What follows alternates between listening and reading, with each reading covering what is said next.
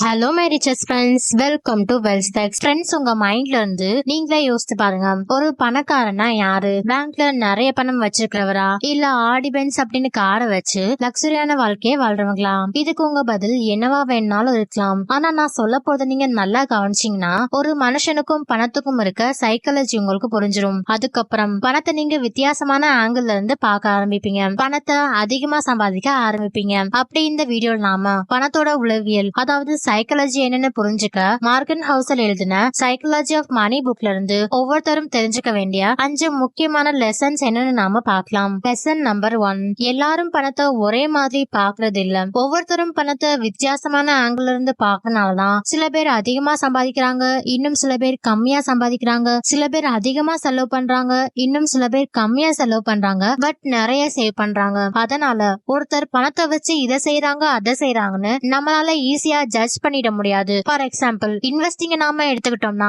70s 80sல பிறந்தவங்களுக்கு stock மார்க்கெட்ல பணம் சம்பாதிக்க முடியும்லாம் தெரியாது. உங்க தாத்தா பாட்டி கிட்ட கேட்டீங்கன்னா கூட, ஆமா அந்த காலத்துல பேங்க்ல ஒரு ஃபார்ம் கொடுத்தாங்க, என்னமோ டாடா கம்பெனி ஷேர்ஸ் எல்லாம் கம்மி தான் அப்படின்னு சொன்னாங்க. அதை பத்தி எனக்கு பெருசா தெரியாதனாலதான் நான் அதெல்லாம் வாங்கி வைக்கலன்னு சொல்லுவாங்க. அதனால அவங்க பெருசா அதுல இன்வெஸ்ட் பண்ணிருக்க மாட்டாங்க. ஆனா 90s and 2Kல பிறந்தவங்க இந்த 70s 80sல பிறந்தவங்க கிட்ட இன்வெஸ்டிங்க பத்தி டிஸ்கஸ் பண்ணா அந்த கான்வர்சேஷன் இப்படித்தான் இருக்கும். உங்களுக்கு கிரிப்டோ கரன்சினா என்னன்னு தெரியுமா, ETFs என்னன்னு தெரியுமா உங்களுக்கு, அது இதுன்னு நிறைய இன்வெஸ்ட்மெண்ட் ஆப்ஷன்ஸ் இவங்களுக்கு தெரிஞ்சிருக்கும். அப்போ ஒவ்வொருத்தரும் அவங்க லைஃப்ல எந்த நேரத்துல பிறந்திருக்காங்க, எங்க இருக்காங்க அப்படின்னு ஒவ்வொருத்தரோட சிச்சுவேஷன் அண்ட் சர்க்கம்ஸ்டான்சஸ் தான் பணத்தை அவங்க எப்படி பாக்குறாங்கன்னு டிசைட் பண்ணுது. இது உங்களுக்கு புரிஞ்சிருச்சுன்னா அடுத்த லெசன் உங்களுக்கு ரொம்பவே ஷாக்கிங்கா இருக்கலாம். லெசன் நம்பர் 2, பணம்னு வரப்போ லக்லாம் முக்கியம் இல்லைன்னு சாதாரணமா நீங்க நினைச்சிடாதீங்க. நீங்க பணக்காரனாகணும், சக்சஸ்ஃபுல்லா ஆகணும்னா உங்களுக்கு முதல்ல ஸ்கில் இருக்கணும்ன்றது உண்மைதான். ஆனா அதோட சேர்ந்து லக்கும் இருக்கணும்னு ஆத்தர் சொல்றாரு. குறிப்பா பணம் சம்பாதிக்கிறதுக்கு லக்லாம் பெருசு இல்லைன்னு நீங்க இதுவரை தப்பா நினைச்சிருந்தா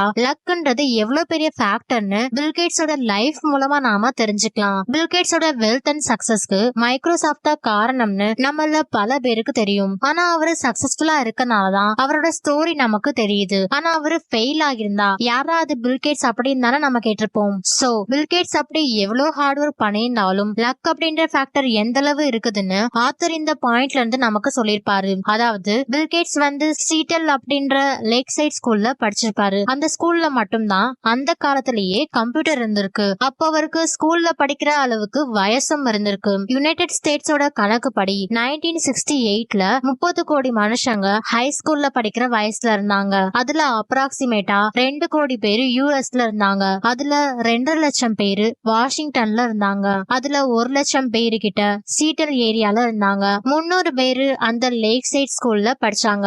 அதுல ஸ்மார்ட்டான ஸ்டூடெண்டாவும் கம்ப்யூட்டர்ல இன்ட்ரெஸ்டோடையும் அந்த காலத்திலேயே கம்ப்யூட்டர்ல பணம் செலவு பண்றதுக்கு நல்ல பணத்தோட இருந்தது பில்கேட்ஸ் மட்டும்தான். அந்த காலத்துல பில்கேட்ஸை விட நிறைய ஸ்மார்ட்டான ஆளுங்களுக்கு கம்ப்யூட்டரோட ஆக்சஸே கிடைக்கல. ஆனா கோடிக்கணக்கான ஹை ஸ்கூல் ஸ்டூடெண்ட்ஸ்ல இருந்து ஃபில்டரான 300 பேர்ல இவர்கிட்ட தான் ஷார்ப் மைண்டும் ஒர்க் எத்திக்கும் இருந்திருக்கு. அதனாலதான் கம்ப்யூட்டர் அப்படின்ற ஆப்பர்ச்சுனிட்டிய அவரால் நல்லா யூஸ் பண்ணிருக்க முடிஞ்சிருக்கு. அந்த லக் ஃபேக்டர் தான் பில்கேட்ஸ் மைக்ரோசாஃப்ட கிரியேட் பண்றதுக்கும் இவ்ளோ பணம் சம்பாதிக்கிறதுக்கும் காரணமா இருந்திருக்குன்னு ஆத்தர் இந்த பாயிண்ட்ல இருந்து நமக்கு சொல்லிருப்பாரு. இதுல இருந்து ஒருத்தர் சக்சஸ்ஃபுல்லா ஆகுறதுக்கு லக் எவ்வளவு பெரிய ஃபேக்டர்னு நமக்கு புரிஞ்சிருக்கும். சோ லக் அப்புறம் ஸ்கில் அப்படின்ற விஷயத்த புரிஞ்சுக்க தனியா ஒரு திறமை நமக்கு தேவைப்படுது. அண்ட் இந்த புக்ல, அதாவது சைக்காலஜி ஆஃப் மணி புக்ல சொல்லிருக்க அடுத்தடுத்த 4 லெசன்ஸ தெரிஞ்சுக்கிறதுக்கு முன்னாடி இது போல யூஸ்ஃபுல்லான வீடியோ உங்களுக்கு பிடிச்சிருந்துச்சுன்னா மறக்காம லைக் பண்ணிட்டு, நீங்க இதுவரை வெல்த் டெக் சேனல் நீங்க சப்ஸ்கிரைப் பண்ணலைன்னா ஸ்மால் ரிமைண்டர் வித் நோட்டிபிகேஷன்ஸோட சப்ஸ்கிரைப் பண்ணிக்கோங்க. லெசன் நம்பர் 3, காம்பவுண்டிங்கோட பவர் புரியலைன்னா உங்களால பணக்காரனா ஆகவே முடியாது. இந்த காம்பவுண்டிங்கோட பவர் என்னன்னு புரிஞ்சுக்க ஒரு சின்ன டெஸ்ட். உங்களுக்கு இப்ப நான் 2 ஆப்ஷன் தரேன். ஒன்னு, நீங்க 5 கோடி ரூபாய என்கிட்ட இருந்து இப்பவே வாங்கிக்கலாம். இல்லனா daily ₹1 double the time multiple பண்ணி என்கிட்ட இருந்து வாங்கிக்கலாம். இந்த கேள்விக்கான பதில் என்னன்னு நீங்களே கமெண்ட்ல சொல்லுங்க. அண்ட் காம்பவுண்டிங்கோட பவர் என்னன்னு புரிஞ்சவங்க இந்த கேள்விக்கு கரெக்டான பதில் சொல்லுவாங்க. சரி, காம்பவுண்டிங்க வச்சு எப்படி ஒருத்தர் ரிச் ஆக முடியும்னு நீங்க கேட்டா வாரன் பஃபெட் நீங்க எடுத்துக்கோங்க. அவரோட வெல்த் மொத்தமும் சேர்த்தா $84 பில்லியன் கிட்ட வருது. ஆனா அதுல $18 பில்லியன் மட்டுமே அவரோட 65வது வயசுல வந்துச்சு. இப்போ அவருக்கு 90 வயசு கிட்ட ஆகிருக்கும்னு நான் நினைக்கிறேன். அப்படியே ஜிம் சைமன்ஸோட அச்சீவ்மெண்டோட வாரன் பஃபெட் நம்ம கம்பேர் பண்ணி பார்க்கலாம். ஜிம் சைமன்ஸ்ன்றது வேற யாரும் இல்ல, உலகத்தோட பெரிய இன்வெஸ்டர் தான் ஜிம் சைமன்ஸ். அவர் போட்ட கேபிட்டல் அமௌண்ட்ல இருந்து மட்டுமே 66% ரிட்டர்ன் எடுத்திருக்கிறாரு. எவ்வளவு பெரிய பெர்சன்டேஜ் இல்லையா? இன்னொரு பக்கம் வாரன் பஃபட் அவரோட இன்வெஸ்ட்மெண்ட்ல இருந்து வெறும் 22% தான் ரிட்டர்ன் எடுத்திருக்கிறாரு. இந்த பெர்சன்டேஜ் கணக்கெல்லாம் பார்த்ததுக்கு அப்புறம் சைமன்ஸோட வெல்த் வாரன் பஃபட்டை விட அதிகம் அப்படின்னு நீங்க நினைக்கலாம். ஆனா அதுதான் இங்க இல்ல. ஜிம் சைமன்ஸை விட வாரன் பஃபட் தான் பணக்காரா இருக்காரு. எப்படின்னு நீங்க கேட்டா இதுக்கான ஆன்சர்ன்றது ரொம்பவே சிம்பிள். காரணம் காம்பவுண்டிங். சைமன்ஸ் அவரோட இன்வெஸ்ட்மெண்ட்டை ஸ்டார்ட் பண்ணப்போ அவருக்கு வயசு 50. ஆனா வாரன் பஃபட் அவரோட இன்வெஸ்ட்மெண்ட்டை ஸ்டார்ட் பண்றப்போ அவரோட வயசு உங்களுக்கு தெரிஞ்சிருக்கலாம். எஸ், ஆப்வியஸ்லி 10 வயசுலயே அவரோட இன்வெஸ்ட்மெண்ட்டை ஸ்டார்ட் பண்ணிட்டாரு. அப்படி சீக்கிரமா அவரோட இன்வெஸ்டிங்க ஸ்டார்ட் பண்ணதுனாலதான் காம்பவுண்டிங் மூலமா வெறும் அந்த ஒரு வருஷத்துல மட்டும் $18 பில்லியன் கிட்ட சம்பாதிச்சிருக்காரு. அப்போ 100 ரூபாய் தானே இன்வெஸ்ட் பண்றோம், 500 ரூபாய் தானே இன்வெஸ்ட் பண்றோம்னு சின்ன சின்ன இன்வெஸ்ட்மெண்ட்டை வேஸ்ட்னு நீங்க நினைக்காம இப்பவே டிஸ்கிரிப்ஷன்ல இருக்க லிங்கை கிளிக் பண்ணி டிமேட் அக்கௌண்ட்டை ஓபன் பண்ணி உடனே உங்களோட இன்வெஸ்ட்மெண்ட் ஜர்னியை ஸ்டார்ட் பண்ணுங்க. அண்ட் காம்பவுண்டிங்க பத்தி இன்னும் டீடைலா தெரிஞ்சுக்கணும்னா கார்ட்ல கொடுத்திருக்க 843 காம்பவுண்டிங் ரூல் வீடியோவை இந்த வீடியோ முடிஞ்சதுக்கு அப்புறம் மறக்காம செக் பண்ணி பாருங்க. அண்ட் வாரன் பஃபட் அப்படின்ற ரியலான எக்ஸாம்பிள் மூலமா தொடர்ந்து நாம பண்ற இன்வெஸ்ட்மெண்ட்ன்றது எப்படி காம்பவுண்டிங் மூலமா பூம் ஆகும்னு நாம தெரிஞ்சுக்கிட்டோம். லெசன் நம்பர் 4, பணக்காரன் ஆகுறதுக்கும் பணக்காரனா இருக்கிறதுக்கும் வித்தியாசம் இருக்கு. யோசிச்சு பாருங்க, நீங்க 2 கோடி ரூபாய் லாட்டரியை வின் பண்ணிட்டீங்கன்னா என்ன பண்ணுவீங்கன்னு நான் உங்ககிட்ட கேட்டா கண்டிப்பா நீங்க ஃபர்ஸ்ட் ஐபோன் வாங்கணும்னு நினைப்பீங்கன்னு சொல்வீங்க. அடுத்து லக்ஸரியான கார் ஒண்ணு வாங்குவீங்க. அப்புறம் ஒரு ஆடம்பரமான வீடு, ஸ்டார்பக்ஸ்ல காஃபி, பெரிய ஹோட்டல்ல சாப்பாடு, அது இதுன்னு உங்க வாழ்க்கைய ராஜா மாதிரி வாழுவேன்னு நீங்க சொன்னா நான் ஒரு ப்ராமிஸ் பண்றேன், ஒரே நாள்ல நீங்க ரோட்டுக்கு வந்துருவீங்க. ஒரு ஸ்டடில கூட 70% லாட்டரி வின்னர்ஸ் பேங்க்ரப்ட் ஆகிருக்காங்கன்னு சொல்றாங்க. லாட்டரிலாம் நம்ம ஊர்ல இல்லனாலும் உங்களுக்கு நாங்க ஈஸியா லோன் தரோம், இந்த கேம் விளையாண்டா இவ்ளோ கேஷ் பிரைஸ் கிடைக்கும், இத்தனை பாயிண்ட்ஸ் எடுத்தா இவ்ளோ பணம் ஜெயிக்கலான்னு நிறைய ஆட்ஸ் நாம டெய்லி பார்த்துட்டே தான் இருக்கும். அப்போ பணம் சம்பாதிக்கிறது ஈஸியா ஆகிடுச்சுன்னா செலவு பண்றதுன்றது அதை விட ஈஸி. இதெல்லாம் சீக்கிரம் பணக்காரன் ஆகணும்னு கேமஸ் தோண்டின கூலி அப்படின்னா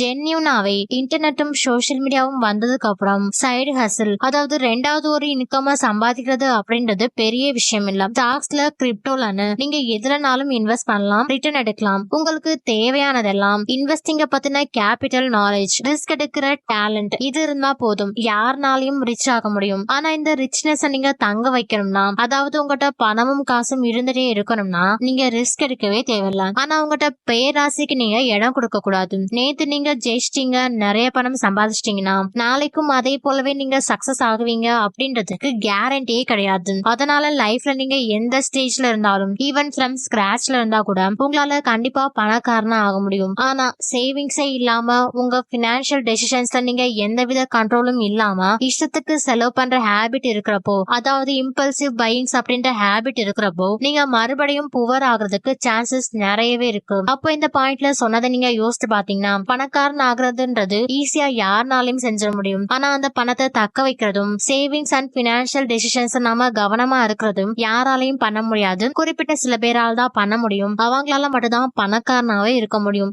லெசன் நம்பர் 5, பணம் நமக்கு கொடுக்கிற பெரிய செல்வம் நேரம். நிறைய பணம் சம்பாதிச்சதுக்கு அப்புறம் உங்களுக்கு இருக்க பெரிய பெனிஃபிட் என்னன்னு நீங்க நினைக்கிறீங்க? நீங்க ஃபேமஸ் ஆகுறதா, இல்ல உங்களால எதனாலும் வாங்க முடியறதா? இங்க ஆத்தர் மார்கன் ஹவுசல் என்ன சொல்றாருன்னா, உங்க பணம் கொடுக்கிற பெரிய டிவிடெண்ட் அப்படின்றது உங்களோட நேரத்துல இருக்க சுதந்திரம் தான். பல ஸ்டடீஸ்ல கூட யாரெல்லாம் சந்தோஷமா இருக்காங்களோ அவங்ககிட்ட டைம்கான ஃப்ரீடம் இருக்குதுன்னு சொல்லிருக்காங்க.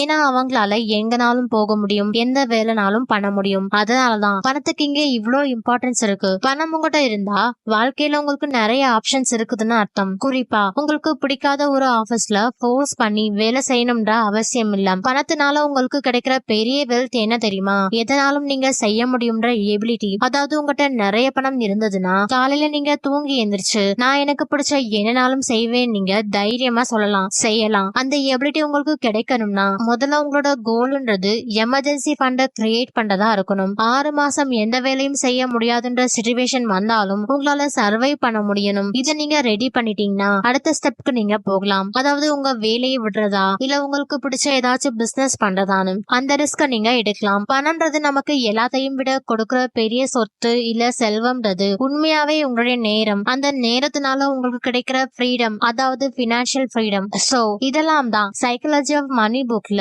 மார்கன் இருக்குன்னு ஹவுசல் சொல்லிருக்க 5 முக்கியமான லெசன்ஸ். அதாவது ஃபர்ஸ்ட் எல்லாரும் பணத்தை ஒரே மாதிரி பாக்குறது இல்ல. ஏன் அப்படி பாக்கலனா அவங்களோட சிச்சுவேஷன் அண்ட் சர்க்கம்ஸ்டான்சஸ் தான் இந்த டிஃபரன்ஸை ஏற்படுத்துது. செகண்ட், லக் அண்ட் ஸ்கில் ரெண்டும் பணக்காரனா ஒருத்தர் மாறுறதுக்கு காரணமா இருக்குது. மூணாவது, காம்பவுண்டிங் தான் பெரிய வெல்த்த கொடுக்கறதுக்கான ஒரு காரணம். நாலாவது, பணக்காரனா ஆகுறதுக்கும் பணக்காரனா இருக்கிறதுக்கும் உள்ள வித்தியாசம் என்னன்னு நாம தெரிஞ்சுக்கிட்டோம். லாஸ்டா, பணம்ன்றது நமக்கு கொடுக்கற பெரிய வெல்த்ன்றது நம்மளுடைய நேரம் தான் அப்படின்னு நாம இந்த வேல்யூபிளான லைஃப் லெசன்ஸ் நாம புரிஞ்சுக்கிட்டோம். இந்த வீடியோ எப்படி இருந்துச்சுன்னு உங்களுடைய தாட்ஸ் நீங்க கமெண்ட் செக்ஷன்ல போடுங்க. வீடியோ பிடிச்சிருந்துச்சுன்னா மறக்காம லைக் பண்ணுங்க. வெல்ஸ்டெக் சேனல் நீங்க மறக்காம சப்ஸ்கிரைப் பண்ணிக்கோங்க. ஃபினான்ஸ் பத்தின உங்க பர்சனல் எக்ஸ்பீரியன்ஸ் நீங்க ஷேர் பண்ணணும்னு நினைச்சா இன்ஸ்டாகிராம்ல எங்களை ஃபாலோ பண்ணிக்கோங்க. உங்க ஃப்ரெண்ட்ஸ் அண்ட் ஃபேமிலிக்கு இந்த வீடியோவை ஷேர் பண்ணி விடுங்க. தேங்க்ஸ் ஃபார் வாட்சிங்.